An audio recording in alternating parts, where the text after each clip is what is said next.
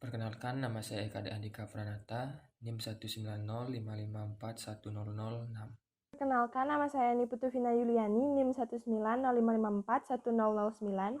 Perkenalkan, nama saya KDR Restawan, NIM 1905541015. Halo, perkenalkan nama saya Wasa Putra dengan NIM 19055541046. Nama saya Nurul Salsabila Wardani, NIM 1905541069.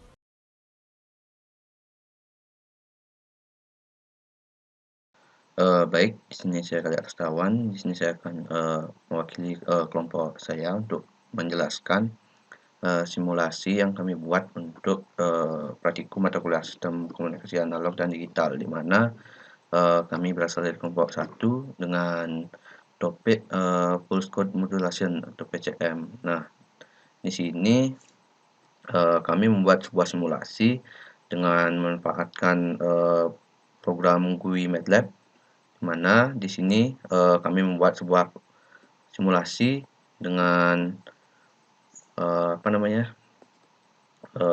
memanfaatkan menu graphical user interface, di mana di sini kami membuat yang pertama itu untuk panel inputnya, di mana di sini kami membuat 2 input, yaitu pertama input jumlah bit PCM sistemnya, dan yang kedua yaitu input frekuensi samplingnya, di mana di dalam input ini setelah kita inputkan nilai, kita bisa menekan tombol tampilkan sinyal, di mana tombol ini akan berfungsi untuk menampilkan plot sinyal keluaran, di mana di sini terdapat 3 buah output sinyal.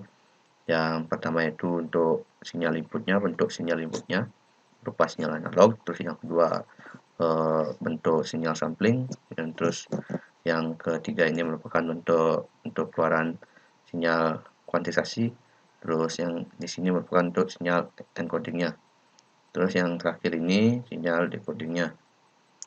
Sebelum kita melakukan atau mencoba simulasi ini, saya akan menjelaskan terlebih dahulu mengenai codingan yang dipakai pada program ini.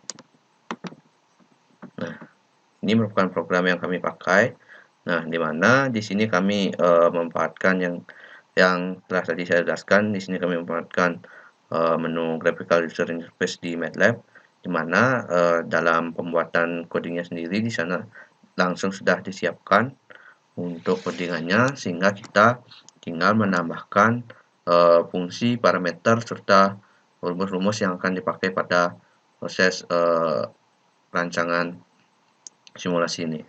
Nah, dimulai dari yang pertama ini merupakan variabel yang digunakan untuk inputnya tadi, yang dua itu. Yang pertama itu untuk input untuk input jumlah bit PCM-nya, terus yang kedua untuk frekuensi samplingnya. Nah, di mana di sini dalam pembuatan rumusnya itu di sini kami memakai variabel x, di mana variabel x ini merupakan RAM, pembangkitan RAM RAMP, di mana dimulai dari 0 sampai dengan 4 dikali pi, dengan step kenaikan sebesar 2 kali pi dibagi N1 tadi, yang ini input frekuensi samplingnya. Terus di mana X-nya itu sama dengan 0 berbanding 2 dikalikan pi per N1 berbanding 4 dikali pi, di mana N1 adalah banyaknya sampel yang diambil tiap periode di inputnya tadi, di mana di sini sebanding dengan time atau periode, sehingga 2pi per N1 sama dengan 2pf, sehingga persamaan input untuk sinyal analog adalah S sama dengan 8 sin, di mana S sama dengan 8 sin 2pi dibagi N1 dan seterusnya. Di mana kemudian jika setelah kita mendapatkan hasil dari nilai X ini dan S, selanjutnya yang dilakukan yaitu untuk plot sinyalnya, di mana hasil dari plotting dapat digabungkan ke dalam suatu frame figur. Tapi seperti yang kita lihat tadi di rancangan gue tadi, kami membuatnya terpisah ya. Seperti ini. Nah, seperti ini. Kenapa di sini kami buat 3, di sini buat 2? Karena untuk menghemat tempat juga. Jadi kita di sini membuat 3, di sini 2. Dimana nanti untuk plottingnya akan untuk yang pertama ini akan terlihat di sini untuk sinyal input analognya. Terus untuk subplotting yang terdapat di codingan yang kami buat, yaitu subplotting 3,1,1 dan subplot 3,1 dan 2. Artinya dalam output plot sinyal tersebut terdapat 3 hasil plotting, yang mana gambar 1 merupakan plot S dan gambar kedua merupakan hasil stem S, mana plot S-nya itu ya ini diplot, yaitu merupakan hasil dari S ini. Terus yang saya bilang tadi yaitu stem S ini merupakan perintah untuk menampilkan sederetan nilai fungsi dari waktu diskritnya. Nah, lanjut untuk perintah ini atau grid on, di mana grid on ini untuk menampilkan garis putus-putus pada sisinya. Terus untuk title ya untuk membuat title, seperti untuk outputnya ini merupakan sinyal apa dan ini sinyal apa. Terus untuk X label dan Y labelnya untuk di sumbu Y itu merupakan sumbu amplitudo dan di sumbu X merupakan waktu. Terus lanjut ke codingan proses kuantisasi. Nah, ini merupakan codingan proses kuantisasinya, di mana variabel del sama dengan Vmax dikurang Vmin dibagi L, di mana perintah ini merupakan rumus interval kuantisasi, di mana nilai Vmax ini ditentukan sebesar 8 volt, yaitu ini, dan Vmin sebesar minus dari Vmax atau minus 8, di mana Vmin ini merupakan minus dari Vmax-nya. Sedangkan L-nya ini merupakan banyaknya level kuantisasi, yaitu sebanyak 2 pangkat N, sehingga rentang level ketika diproses nanti antara Vmin hingga Vmax dengan perbedaan step sebesar del tadi didefinisikan di variabel part nanti. Ini variabel part. Nah, perintah selanjutnya yaitu ini variabel untuk perintah indeki quantize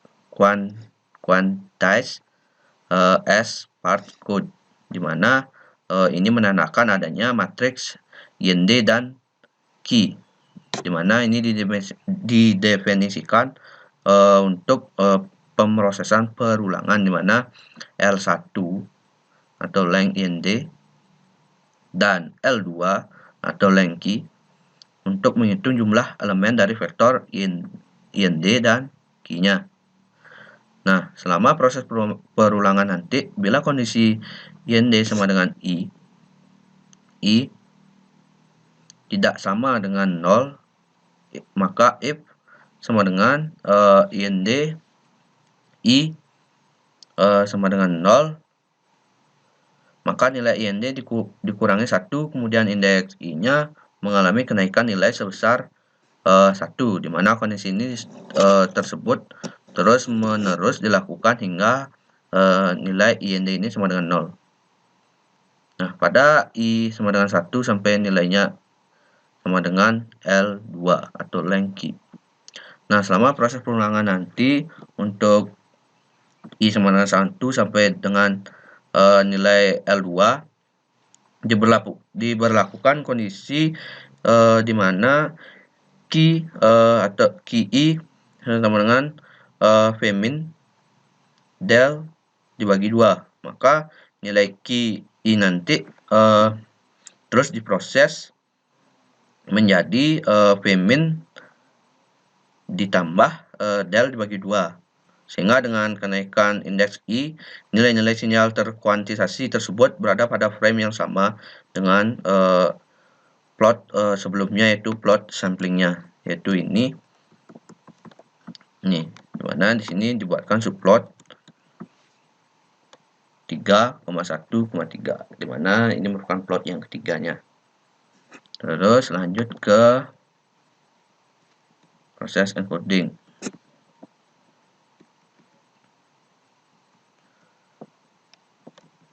Nah, pada proses encoding ini, di mana perintah code sendiri, yaitu code sama dengan D2BI dalam kurung IND lab MSB, di mana perintah ini merupakan perintah yang digunakan untuk mengkonversi bilangan desimal menjadi bilangan biner, yang mana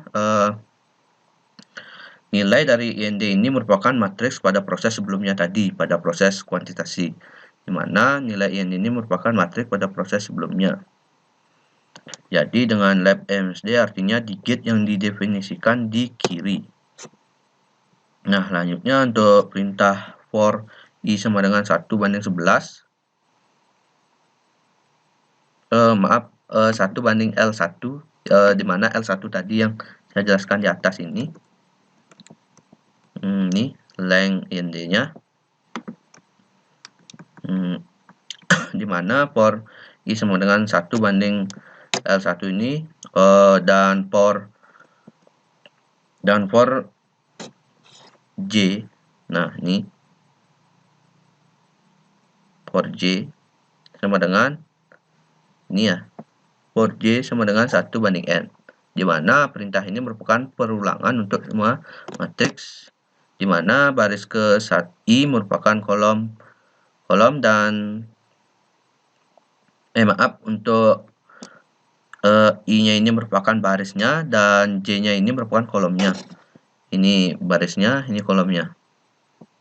Nah, selanjutnya proses untuk perintah code K sama dengan code I, J, di mana perintah ini terus dilakukan seiring dengan kenaikan nilai variabel K-nya dalam kolom J hingga mencapai kolom ke N. Lalu baru barisnya akan diganti, di mana pada proses encoding ini dibuatkan subplot yaitu 2,1,1. Artinya terdapat dua gambar pada plotting ini, seperti yang saya lihatkan tadi, yaitu ini. Nah, di sini terdapat dua plotting akan diplotting, di mana untuk encodingnya ini bukan plotting yang pertama, yaitu di sini nanti keluarnya. Nah, di mana untuk plotting keduanya nanti itu di sini. Nanti saya akan jelaskan itu proses demodulasinya. Nah, lanjut untuk nilai code plotnya sendiri, di mana di sini menggunakan stair coded, di mana stair coded ini kemudian diberi batas sumbu dengan batas yaitu aksis 0, 100, -2, dan 3, di mana artinya itu merupakan sumbu X-min sama dengan 0 dan X-max sama dengan 100 dan Y-min sama dengan -2 dan Y-max-nya sama dengan 3. Nah, untuk title dan Y label dan X labelnya sudah saya jelaskan tadi. Terus untuk coding demodulation sinyal PCM-nya. Nah, di sini terdapat perintah yaitu key UNT sama dengan receive dalam kurung coded and length coded dibagi n, di mana perintah ini digunakan untuk mengubah matriks coded menjadi matriks QUN atau key UNT dengan ukuran baris sebanyak n dalam kolom sebanyak ini, sebanyak length code-nya, ini length code-nya. Terus untuk perintah selanjutnya itu indeks sama dengan BI2DE, dalam kurung QUNT sama dengan QUNT lab MSB, di mana perintah ini digunakan untuk mengubah nilai biner variabel yang sudah di encoding tadi menjadi nilai desimal dengan nilai signifikan di kiri. Nah, selanjutnya untuk nilai hasil demodulasi nanti dibuat dengan rumus ini, Q sama dengan delta dikalikan indeks ditambah Vmin ditambah delta dibagi 2, dimana nilai ini nantinya akan diplot pada gambar sinyal nanti, yaitu di subplot 2,1,2, dimana nanti akan terlihat di sini untuk sinyal demodulasinya. Terus untuk gridnya itu sama dengan on, untuk plotnya itu ya, di plot itu adalah nilai hasil dari perhitungan Q-nya, yaitu ini untuk mendapatkan sinyal demodulasi PCM-nya, dimana nanti sinyal itu merupakan sinyal yang sama dengan bentuk sinyal inputnya tadi, berupa sinyal analog. Nah, baik, sekarang saya akan langsung saja mensimulasikannya secara langsung. Untuk simulasinya sendiri, kita bisa langsung mengklik tombol run ini. Kita klik. Nah, di sini sudah keluar untuk tampilan GUI-nya. Di sini kita bisa masukkan inputnya. Untuk yang pertama itu input jumlah bit PCM sistemnya, di mana di sini kami menggunakan input N bitnya itu 20, dan untuk frekuensi samplingnya misalnya 25 Hz. Nah, setelah kita memasukkan nilai inputnya ini, maka langkah selanjutnya untuk menampilkan sinyalnya, bentuk sinyalnya dari sinyal input, terus bentuk sinyal sampling, kuantisasi, PCM, dan decodingnya. Terus untuk itu maka kita bisa mengklik tombol ini. Kita klik. Nah, di sini untuk gambar keluaran sinyalnya sudah terlihat, di mana yang pertama ini merupakan sinyal input analog, di mana bisa kita lihat bentuknya sudah sinusoidal untuk sinyal inputnya. Terus yang kedua ini merupakan sinyal samplingnya, untuk sinyal sampling. Terus yang ketiga ini sinyal kuantisasi, dan yang keempat merupakan sinyal decodingnya atau encoded, di mana sinyal ini merupakan sinyal PCM, pulse code modulasinya. Terus yang kelima ini merupakan sinyal demodulasinya, di mana sinyal ini akan memiliki bentuk sama dengan sinyal inputnya. Nah, jadi untuk mengetahui apakah simulasi yang kami buat ini sudah sesuai dengan teori, di sini saya akan membandingkannya dengan teori yang ada, yaitu, nah, bisa kita ketahui merupakan modulasi pulsa ini merupakan pulse code modulation, merupakan salah satu teknik memproses sinyal analog menjadi sinyal digital yang ekuivalen, yang memiliki nilai antara 0 dan 1. Terus dalam prosesnya sendiri, pada sistem PCM itu terdapat 4 proses, yaitu yang pertama proses sampling atau pencuplikan, terus yang proses kedua proses kuantisasi, terus yang ketiga proses coding, dan proses keempat decodingnya. Nah, dilihat dari proses pada sistem ini, di mana pada teori terdapat 4 proses, sedangkan pada simulasi yang kami buat ini sudah sesuai dengan teori yang ada, di mana di sini kami membuat terdapat 4 proses, di mana yang pertama proses sampling, Terus yang proses kedua yaitu sinyal kuantisasi, yang ketiga yaitu proses codingnya, terus yang keempat demodulasinya. Nah, tidak hanya itu, terus kita atau saya sendiri akan menjelaskan yang pertama itu proses sampling. Di mana proses sampling ini merupakan proses untuk mencari sampel-sampel dari beberapa informasi dengan menentukan titik yang mewakili. Nah, di mana dalam simulasi ini bisa kita lihat titik-titiknya itu ini ya untuk sinyal input analognya tadi, di mana sesuai dengan teori, di mana untuk sinyal analog yaitu ini berbentuk sinusoidal dan sinyal sampelnya itu merupakan garis ini yang berisi titik. Nah, di mana dalam simulasi ini dapat dikatakan sudah sesuai dengan teori, di mana ini merupakan bentuk sinyal sinusoidal dan ini merupakan bentuk sinyal sampelnya, garis dan titiknya ini. Terus di mana pada teori frekuensi sinyal sampling itu harus 2 kali lebih besar dari frekuensi modulasinya. Di mana kalau nanti frekuensi sampling itu lebih kecil dari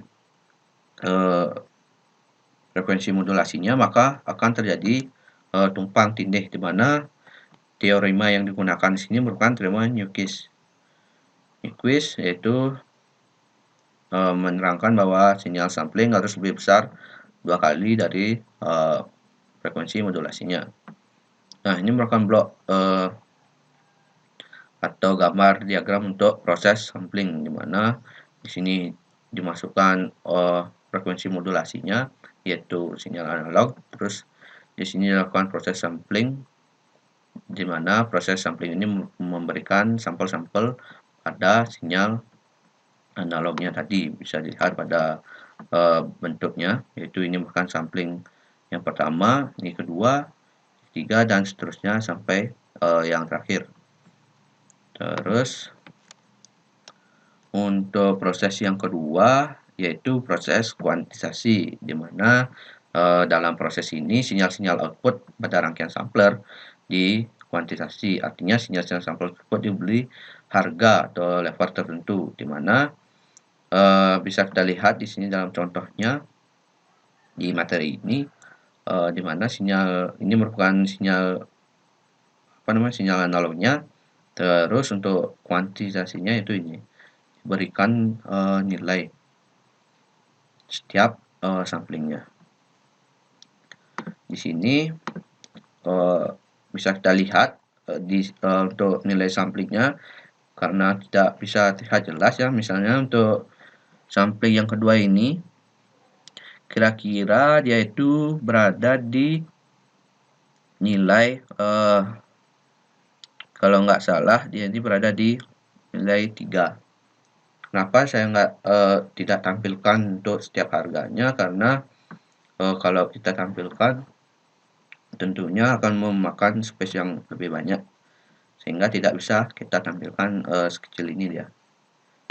Jadi bisa kita lihat untuk output kuantitasi dan sinyal samplingnya sudah sesuai dengan teori yang ada. Terus lanjut ke sinyal codingnya, proses codingnya. Terus ke proses coding, di mana pada proses coding ini merupakan proses sinyal pump yang dikuantisasi lalu dikodekan menjadi sinyal biner atau sinyal digital, di mana pada sinyal ini sinyal yang sudah dikuantisasi tadi akan dikodekan menjadi 3 bit atau N sama dengan 3, di mana dalam contoh ini N-nya sama dengan 3, sedangkan yang kami lakukan ini atau saya lakukan tadi yaitu jumlah N-nya sama dengan 20. Jadi untuk setiap proses kodenya yaitu dilakukan sebanyak setiap 20 kuantisasi, di mana nanti bentuk keluaran sinyal dari proses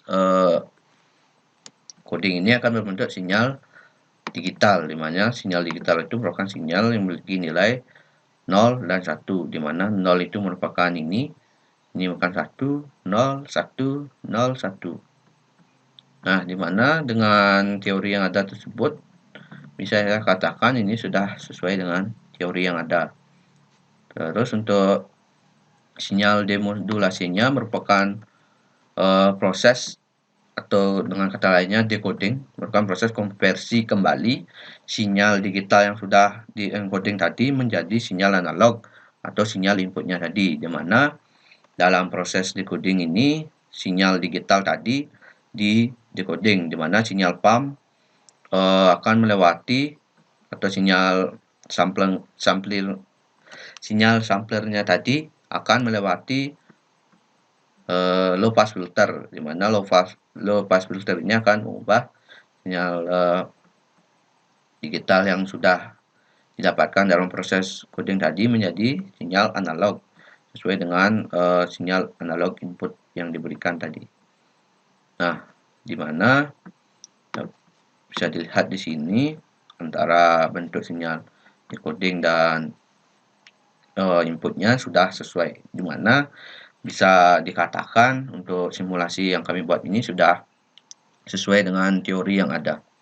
Mungkin seperti itu yang bisa saya dapat sampaikan. Semoga apa yang saya sampaikan tadi bermanfaat. Jika masih ada kekurangan mohon dimaafkan, di mana di sini saya menjelaskan sesuai dengan yang saya pahami dan ketahui,